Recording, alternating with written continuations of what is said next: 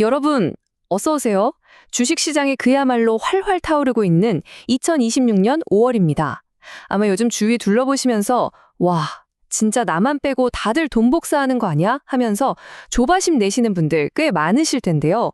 그런데 오늘 살펴볼 내용의 핵심 주제는 바로 이겁니다. 세상에서 제일 똑똑하게 돈을 굴린다는 워런 버펫 같은 거장들은요, 지금 이 불장 속에서 오히려 방어트스를 꽉 취하고 어마어마한 현금을 산더미처럼 쌓아두고 있다는 거죠. 다들 파티를 즐기고 있는데 이 사람들은 도대체 왜 이러는 걸까요? 오늘 아주 냉정하고 명확한 수치들을 통해서 우리가 서 있는 이 시장이 얼마나 거대하고 아찔한 곳인지 한번 파헤쳐 보겠습니다. 자, 그럼 이 미스터리 속으로 한번 들어가 보죠. 2026년 지금 모두가 눈에 불을 켜고 주식을 사 모으는데 투자의 전설은 왜 한 발씩 물러나 있을까요? 여기서 우리는 마인드셋을 완전히 바꿔야 합니다. 단순히 어떻게 하면 수익을 더 낼까가 아니라 잠깐 스마트머니들은 아는데 우리는 놓치고 있는 무언가가 있는 거 아닐까?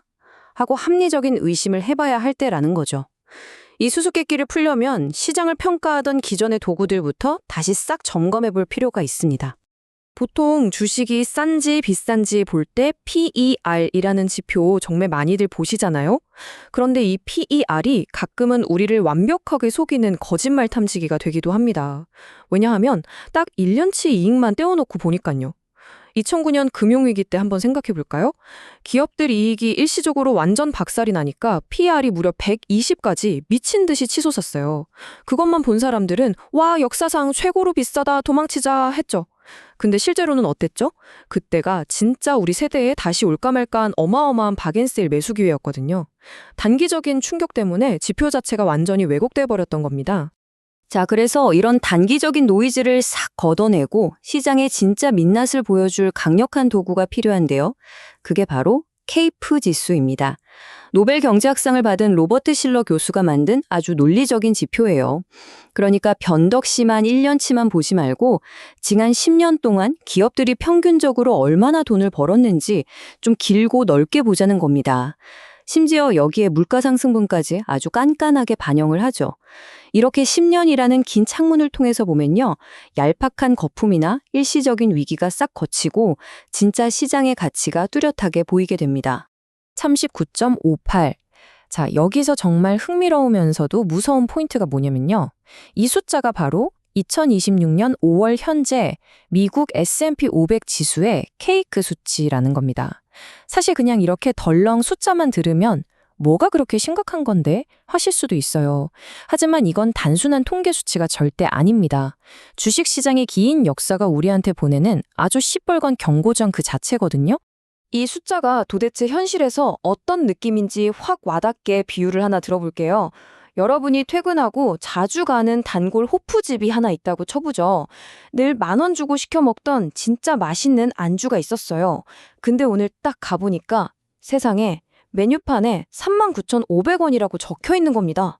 정상적인 상황이라면 뭐야 왜 이리 비싸? 하고 당장 가게를 나오는 게 맞잖아요.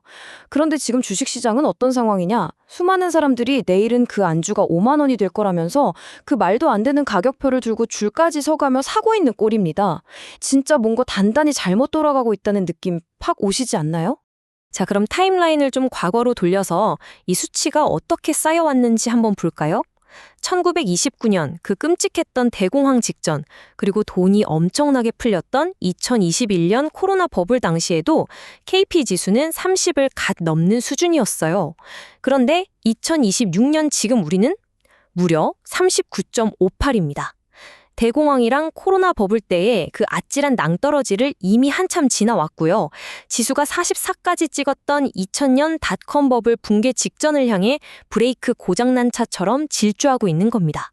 과거의 모든 데이터가 한 목소리로 위험하다고 소리치고 있는 셈이죠. 이 자리가 왜 그렇게 위험한지 통계학자 네이트 실버의 분석을 보면 진짜 등골이 서늘해집니다. KPE 수치가 10에서 15 사이, 그러니까 시장이 꽤 저렴할 때 내년에 시장이 쾅 하고 폭락할 확률은 고작 3%예요. 마음 편하죠? 그런데 지금처럼 지수가 30을 넘어가는 초고평가 구간에 들어서면 폭락 확률이 무려 19%로 수직 상승합니다. 무려 5배가 뛰는 거예요. 그러니까 앞으로 1년 안에 시장이 완전히 주저앉을 확률이 5번 중 1번이라는 건데 내 돈이 걸려 있다고 생각하면 절대 무시할 수 없는 엄청난 리스크인 겁니다. 더 기가 막힌 건요, 수익률 측면에서도 최악이라는 겁니다. 시장이 싸게 거래될 때 우리가 기대할 수 있는 평균 수익률은 대략 8.8% 정도 나와요. 쏠쏠하죠. 그런데 지금처럼 지수가 천장을 뚫고 있을 때는 통계적인 기대 수익률 자체가 2.4%로 확 쪼그라듭니다. 그러니까 폭락이라는 어마어마한 시한폭탄을 껴안고도 우리가 받을 수 있는 보상은 4분의 1 토막이 나버렸다는 거예요. 한마디로 지금 시장은 내 피 같은 돈을 들이기엔 가성비가 그야말로 바닥을 치고 있다는 뜻입니다. 근데 여기서 잠깐. 아마 이런 예리한 생각하시는 분들 분명 계실 거예요. 요즘 구글이나 엔비디아 같은 빅테크 기업들은 옛날처럼 큰 공장 안 짓잖아요. 대신 소프트웨어나 R&D 같은 데 천문학적인 돈을 쏟아붓고 그걸 바로 비용으로 떨어버리는데? 맞습니다. 그러니까 서류상 이익이 실제보다 쪼그라들어 보이고 그 결과로 KP 지수 자체가 억울하게 뻥튀기 된 거 아니냐는 거죠. 회계 기준의 차이 때문에 착시가 생겼다는 아주 똑똑하고 타당한 반론입니다. 그럼 좋습니다. 그 무형자산 효과를 아주 넉넉하게 후하게 쳐줘서 지수를 12%나 확 깎아내려 볼게요. 그렇게 깎고 보정한 숫자가 몇일까요? 35입니다. 네, 그래도 여전히 35예요. 우리는 아무리 숫자를 예쁘게 포장해도 평소보다 폭락 확률이 4배나 높은 30 이상의 깊고 위험한 레드존 한가운데 서 있는 겁니다. 기업들의 회계적 착시라는 필터를 싹 걷어내봐도 시장이 심하게 열이 나고 앓고 있다는 본질적인 사실 자체는 절대 변하지 않습니다. 그래서 지금 이 시점에서 우리가 취해야 할 가장 중요한 핵심은 바로 이겁니다. 내일 당장 주식 다 팔고 현금 들고 산으로 도망가라는 게 아니에요. 방어적인 생존 전략을 짜야 한다는 거죠. 첫째, 주식 비중을 좀 줄여서 계좌에 든든한 현금 쿠션을 만드세요. 둘째, 그동안 짜릿했던 2자릿수 수익률에 대한 환상은 버리시고 기대치를 한 자릿수로 현실적으로 낮추십시오.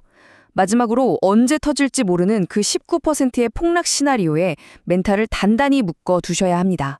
지금은 멋진 공격보다는 아주 견고한 수비가 필요한 타이밍입니다. 이 상황은 워런 버핏의 그 유명한 명언을 기가 막히게 보여줍니다. 남들이 탐욕스러울 때 두려워하라. 우리가 처음에 가졌던 궁금증, 도대체 왜 스마트머니는 이 불장에 현금을 쌓아두고 있을까의 완벽한 대답이죠. 역사적인 고평가 신호가 삑삑 울리고 있는데 현금을 쥐고 몸을 사리는 건 절대 겁쟁이라서가 아닙니다. 내 소중한 자산을 지키는 가장 차갑고 이성적인 선택인 거죠. 자, 마지막으로 한번 스스로에게 물어보시죠. 지금 여러분의 계좌 앞에는 냉철하고 이성적인 두려움이 있습니까? 아니면 나만 뒤처질 수 없다는 맹목적인 탐욕이 자리하고 있습니까? 잊지 마세요. 현금을 쥐고 있는 것도 지금 이 순간엔 아주 훌륭하고 강력한 투자입니다.